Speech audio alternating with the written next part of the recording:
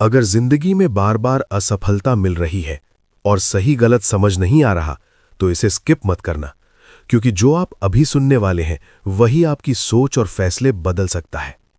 हम लेकर आए हैं भगवद गीता के 18 अध्यायों की श्रृंखला का तीसरा भाग, कर्मयोग। यही वो पल है जब अर्जुन भी टूट जाता है, और शायद आज हम भी उसी स्थिति में हैं। ध्यान से सुनिए, क्योंकि यही ज्ञान आपकी जिंदगी की दिशा बदल सकता है। इसके पहले के अध्याय अगर आपने नहीं देखे तो पहले जाकर उसे देख लें और हमारे चैनल को सब्सक्राइब जरूर करें। तो चलिए शुरू करते हैं। कुरुक्षेत्र की युद्ध भूमि में जब श्री कृष्ण ने अर्जुन को ज्ञान योग और कर्म योग दोनों का उपदेश दिया, तब अर्जुन के मन में एक गहरी शंका उत्पन्न होती है। अर्जुन विनम्रता से पूछता है, हे केशव, यदि आपको बुद्धि यानी ज्ञान योग कर्म से श्रेष्ठ लगती है, तो फिर आप मुझे इस भयंकर युद्ध जैसे कर्म में क्यों लगा रहे हैं? आपके वचन मुझे भ्रमित कर रहे हैं, इसलिए कृपया स्पष्ट रूप से बताइए कि मेरे लिए क्या उचित है। श्री कृष्ण मुस्कुराते हुए कहते हैं, हे अर्जुन, इस संसार में दो प्रकार की निष्ठाएं बताई गई हैं। एक है ज्ञान योग, जो चिंतन और आत्मज्ञान का मार्ग है, और दूसरा है कर्म योग, जो निष्काम कर्म का मार्ग है।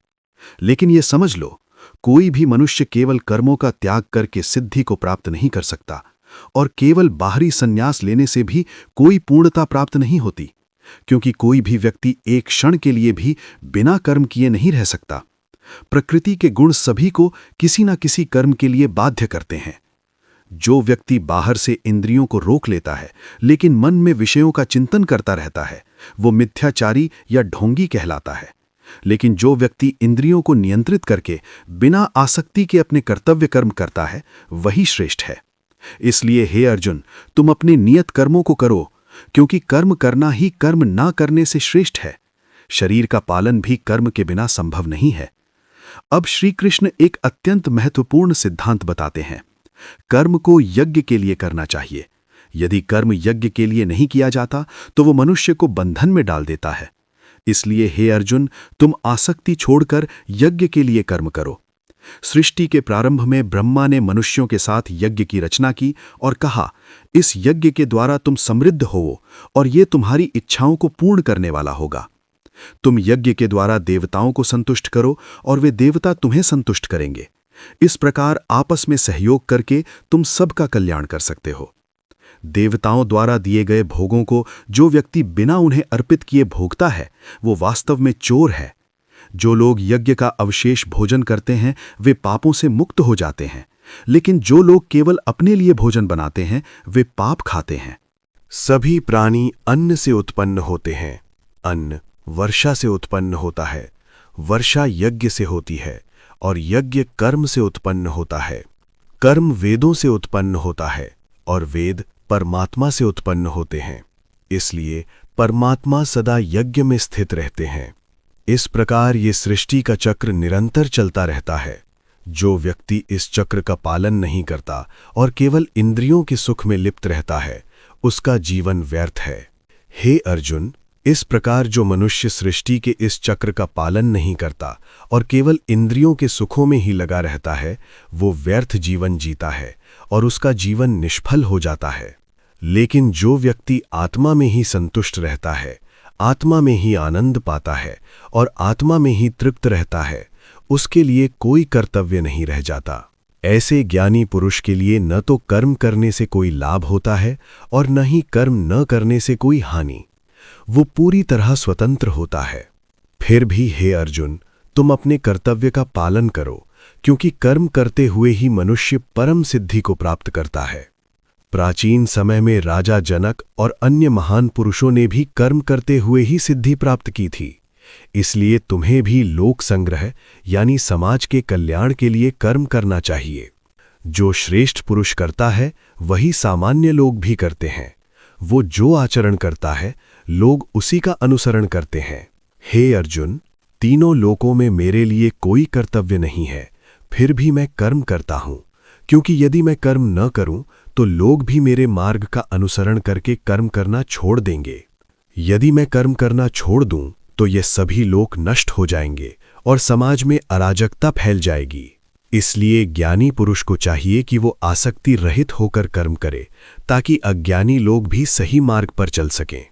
अज्ञानी लोग कर्मों में आसक्त होकर काम करते हैं, लेकिन ज्ञानी व्यक्ति को चाहिए कि वो आसक्ति रहित होकर केवल दूसरों के कल्याण के लिए कर्म करे। ज्ञानी व्यक्ति को अज्ञानी लोगों की बुद्धि को भ्रमित नहीं करना चाहिए, बल्कि स्वयं कर्म करते हुए उन्हें भी कर्म करने के लिए प्रेरित करना चाहिए। वास्तव में सभी कर्म प्रकृति के गुणों द्वारा किए जाते हैं, लेकिन अज्ञान के कारण मनुष्य सोचता है कि मैं ही करता हूं। जो व्यक्ति गुण और कर्म के रहस्य को जानता है, वो समझता है कि गुण ही गुणों में कार्य कर रहे हैं और वो आसक्त नहीं होता। जो लोग मेरे इस उपदेश का पालन करते हैं, वे कर्म के बंधन से मुक्त हो जाते हैं। लेकिन जो लोग इसे नहीं मानते और दोष निकालते हैं, वे अज्ञान में रहते हैं और नष्ट हो जाते हैं। हर व्यक्ति अपनी प्रकृति के अनुसार ही कार्य करता है, यहां तक कि ज्ञानी भी अपनी प्रकृति के अनुसार ही कर्म करता है। इसलिए किसी को जबरदस्ती रोकना कठिन है। इंद्रियों के विषयों में राग और द्वेष छिपे होते हैं। मनुष्य को इनके वश में नहीं होना चाहिए, क्योंकि ये उसके मार्ग में बाधा हैं। दूसरे के धर्म को अच्छे से निभाने से बेहतर है कि अपने धर्म को, चाहे वह अपूर्ण ही क्यों ना हो, निभाया जाए। अपने धर्म में मर जाना भी कल्याणकारी है, जबकि दूसरे का धर्म भय उत्पन्न करने वाला होता है। अब अर्जुन एक बहुत गहरा और महत्वपूर्ण प्रश्न पूछता है। वह कहता है, हे कृष्ण, मनुष्य जानता हुआ भी पाप क्यों करता है? ऐसा कौन सा बल है जो उसे मजबूर करता है, मानो उसे जबरदस्ती पाप की ओर धकेल रहा हो? भगवान श्री कृष्ण उत्तर देते हैं, हे अर्जुन, ये काम यानी इच्छा और क्रोध है जो रजोगुण से उत्पन्न होते हैं। यही मनुष्य के सबसे बड़े शत्रु हैं। ये काम कभी संतुष्ट नहीं होता। ये अग्नि की तरह है जो जितना ईंधन मिले उतना ही और भड़कती है। इसलिए इसे अत्यंत खतरनाक और पापी समझो। ये काम मनुष्य के ज्ञान को ढक देता है, जैसे धुआं अग्नि को ढक लेता है, जैसे धूल दर्पण को ढक देती है और जैसे गर्भ में भ्रूण ढका रहता है। इस प्रकार ये ज्ञान को आच्छादित करके मनुष्य को भ्रमित कर देता है। हे अर्जुन, ये काम इंद्रियों, मन और बुद्धि में निवास करता है और इनके माध्यम से ज्ञान को नष्ट करके जीव को मोहित कर देता है। इसलिए सबसे पहले तुम्हें अपनी इंद्रियों को नियंत्रित करना चाहिए और इस महान पापी काम को नष्ट करना चाहिए जो ज्ञान और विवेक का विनाश करता है। इंद्रियां शरीर से श्रेष्ठ हैं, मन इंद्रियों से श्रेष्ठ है, बुद्धि मन से श्रेष्ठ है और आत्मा बुद्धि से भी श्रेष्ठ है। जो लोग प्रकृति के गुणों से मोहित होते हैं, वे कर्मों में आसक्त रहते हैं। इसलिए ज्ञानी व्यक्ति को चाहिए कि वह उन्हें विचलित न करे। हे अर्जुन, तुम अपने सभी कर्म मुझे अर्पित करके ममता और चिंता छोड़कर युद्ध करो।